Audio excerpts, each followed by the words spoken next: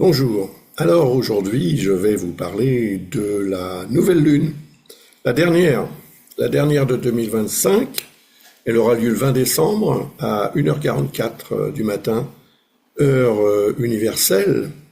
Donc vous allez devoir faire un petit calcul pour connaître l'heure là où vous résidez.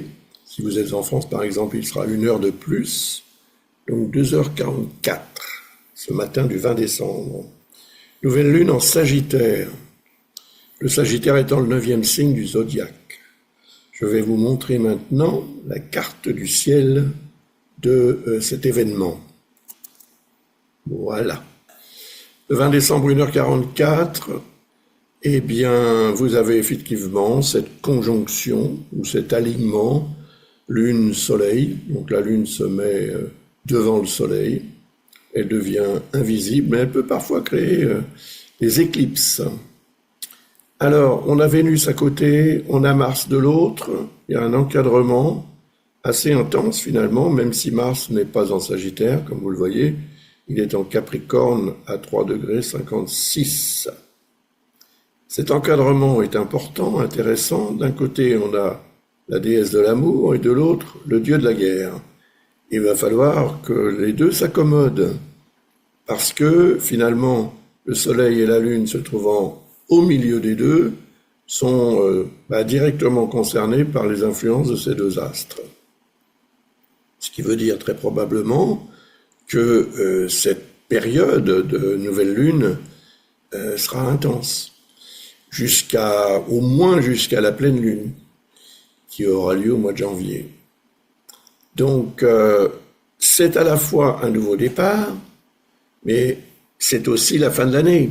Cela dit, c'est la fin de l'année légale. Donc, son importance est relative et en lien surtout avec l'administratif, plus qu'avec la réalité de ce qui arrive en fait sur le plan cosmique, bien sûr. Mais c'est intéressant parce que ça veut dire que cette idée de nouveau départ doit se mettre en accord aussi avec la fin d'un cycle, c'est la fin de 2025. Il est possible que vous soyez nombreuses et nombreux à espérer que 2026 soit meilleur que 2025. Vous avez peut-être été présent au webinaire de Lucas, qui a expliqué ce qu'il retenait des différentes configurations qui allaient se produire en 2026. Si vous n'avez pas pu assister à ce webinaire, vous pouvez toujours lui commander le replay. Allez sur son site et vous trouverez les informations pour cela.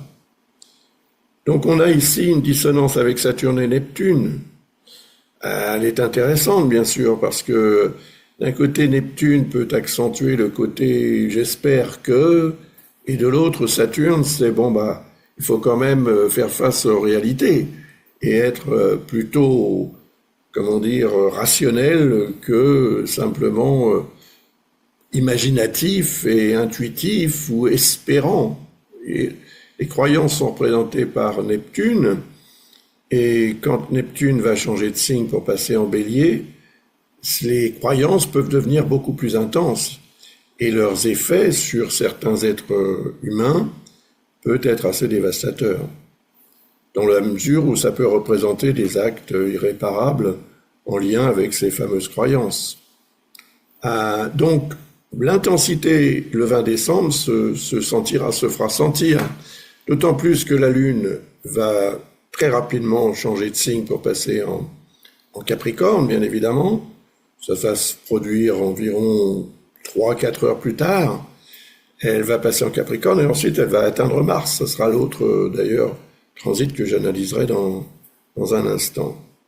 Donc attention à Neptune et Saturne parce que c'est la cohabitation compliquée entre le rêve et la réalité. Qu'allez-vous choisir? Voilà, c'est la grande question. Mais c'est une question à laquelle vous allez devoir répondre autant que possible parce que c'est la préparation quand même à cette année 2026 qu'on va tous vouloir meilleure que 2025.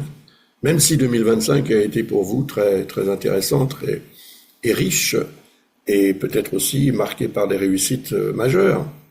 Cela dit, on a aussi là des configurations très positives avec Chiron, ce fameux Chiron qui représente le médecin intérieur et qui est là pour dire, attention, il y a ça qui peut être favorable ou défavorable à l'évolution des choses. Donc il faudra aussi prendre la mesure, la température de sa santé, et ça peut être la santé en tant que telle, comme la santé dans un domaine ou dans un autre de votre vie, comme d'habitude. Mais Chiron est là quand même pour vous aider, et nous aider, moi aussi d'ailleurs, à voir les choses de façon beaucoup plus sensible, mais en même temps très structurée, avec une intensité qui est représentée par le fait que Chiron se trouve dans le signe de Mars, en Bélier. Donc cette intensité-là va nous être utile, et il ne faut pas la négliger, et il faut l'exploiter ce jour-là, le 20 décembre, pour essayer de préserver autant que possible ce qui peut arriver ensuite, parce qu'il y a des mouvements planétaires qui vont se produire, comme quand la Lune va passer à la longitude de Vesta, elle va accentuer une dissonance avec Chiron, elle sera opposée à Jupiter, j'en parlerai dans un instant. Pour l'instant, on va passer à l'interprétation du transit de la Lune à la longitude de Mars.